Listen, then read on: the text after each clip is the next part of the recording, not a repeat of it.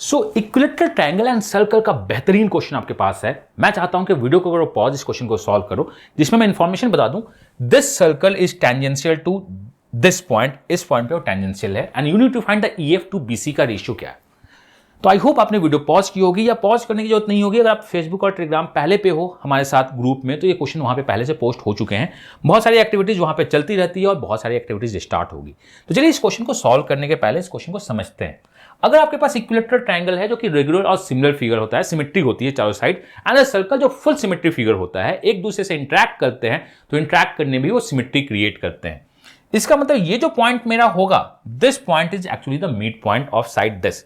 तो मैं इसको बोलता हूं दिस इज एक्स। आप बोलोगे सर मिड पॉइंट क्यों होगा? मैं बता देता हूं कि अगर आप यहां से एल्टीट्यूड ड्रॉ करते हो तो ये 90 डिग्री पे ड्रॉ होता है, और यही सेंटर होगा तभी तो 90 डिग्री पे ड्रॉ होगी, अदरवाइज तो हो ही नहीं सकता। टेंजेंट 90 डिग्री पे, आप ये भी बोल सकते हो।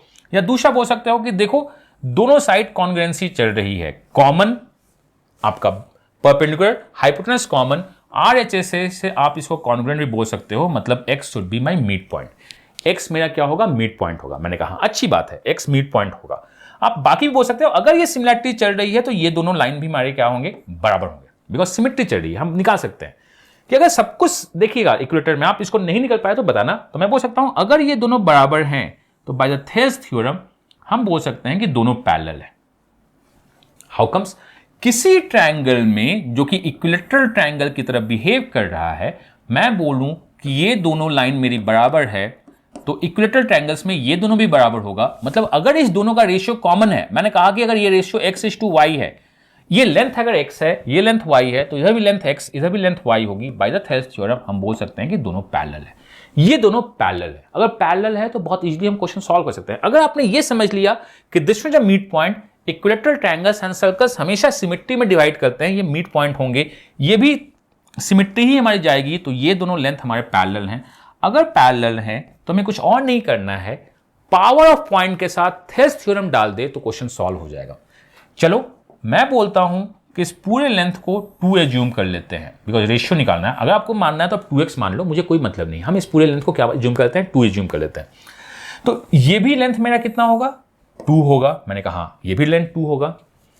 अगर इस लेंथ को मैंने x कहा, इस लेंथ को मैंने क्या कहा? x कहा, तो यहां से यहां तक की वैल्यू जो मेरी होगी, ये जो टेंजेंट होगा, मैंने कहा 1 कहा। पावर ऑफ पॉइंट क्या बोलता है? BE into BA is equal to, इस पॉइंट को अगर x बोले तो ये bx स्क्वायर के साथ जाता है। मैंने कहा बहुत अच्छी बात है। BE कितना है? x है। BA कितना है?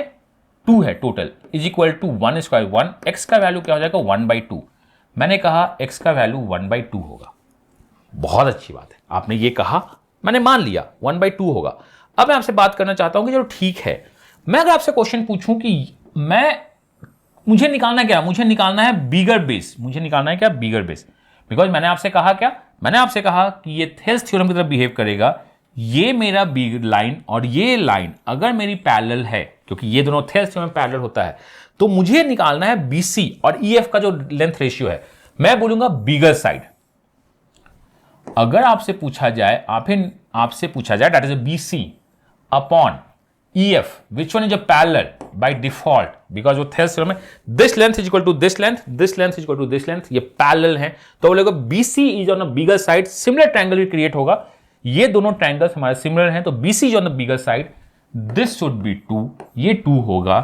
EF का लेंथ कितना है? 1/2 है, ये मुझे पता है। EF का लेंथ, तो बोलिए आप EF का लेंथ मुझे नहीं चाहिए, मुझे AE का लेंथ चाहिए, तो मैं बोलूंगा AE का लेंथ चाहिए, तो 2 से सब्ट्रैक्ट कर दो, 2 से सब्ट्रैक्ट कर दो, तो ये 2 ऊपर जाएगा, दिस इज 4/3। ये निकला किसका? ये निकला है BC upon EF। But question क्या पूछा गया है? क्वेश्चन पूछा गया है हम लोगों से कि EF अपॉन BC क्या है। तो मैंने कहा जब EF अपॉन BC पूछा गया है तो ये रेशियो 3:4 है। अगर आपको समझ में नहीं आई तो मैं फिर से आपको बताने की कोशिश करूंगा, आप बहुत गौर से सुनिएगा, समझने की कोशिश कीजिएगा। इस लेंथ को मैं 1 मान रहा हूं, टोटल को मैं 2 मान रहा हूं, तो ये जो लेंथ है मेरा, ये भी 2 है, मैंने इसको x माना।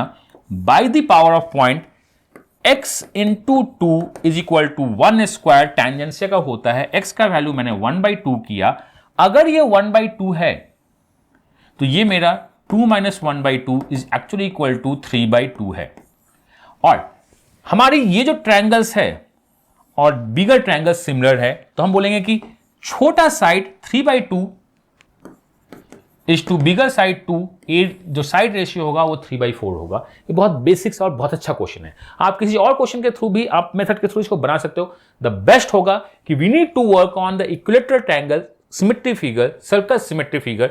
दो सिमेट्री फिगर अगर एक दूसरे से इंटरेक्ट करते हैं तो ये हाफ पॉइंट पे कट होंगे। Then power of point and the Thales हमने डाल दिया, क्वेश्चन थेल्स का मतलब सिमिलैरिटी डाल दिया, क्वेश्चन बहुत इजीली सॉल्व हो गई। अगर आपके एग्जाम में आगे ये क्वेश्चन दिखता है तो आप बहुत आराम से इस टाइप के क्वेश्चन को बहुत इजीली सॉल्व कर सकते हैं। तो याद रखिएगा, दो रेगुलर फिगर्स एक दूसरे के साथ बहुत अच्छी तरह से इंटरेक्ट करते हैं, बहुत अच्छे से घुल मिल जाते हैं। तो चलिए, मैं भी आपके साथ बहुत अच्छे से घुल मिल जाना चाहता हूं, क्योंकि आपका अगर आपके कॉन्सेप्ट के साथ घुल मिलाव बहुत अच्छा हो गया तो एग्जाम बहुत अच्छे से क्रैक होते हैं, समझ में बहुत अच्छा आता है, लर्निंग बहुत अच्छी होती है। तो अगले कॉन्सेप्ट वीडियो में अगले इन्फॉर्मेशन के साथ मैं बहुत जल्द मिलता हूं। अगर आप फेसबुक या टेलीग्राम ग्रुप पे नहीं हो तो ज्वाइन कर लीजिए, लिंक डिस्क्रिप्शन में दिया है। कोर्स के लिए आप education.com या इस नंबर पे बात कर सकते हो। ये भी आपको बहुत ज़्यादा हेल्प करेंगे अगर आप अपने लर्निंग्स को बहुत आगे लेके जाना चाहते हो। तो आप दो अपना बेस्ट, हम दे रहे हैं अपना best, and let's crack the exam. God bless you, happy learning and bye bye.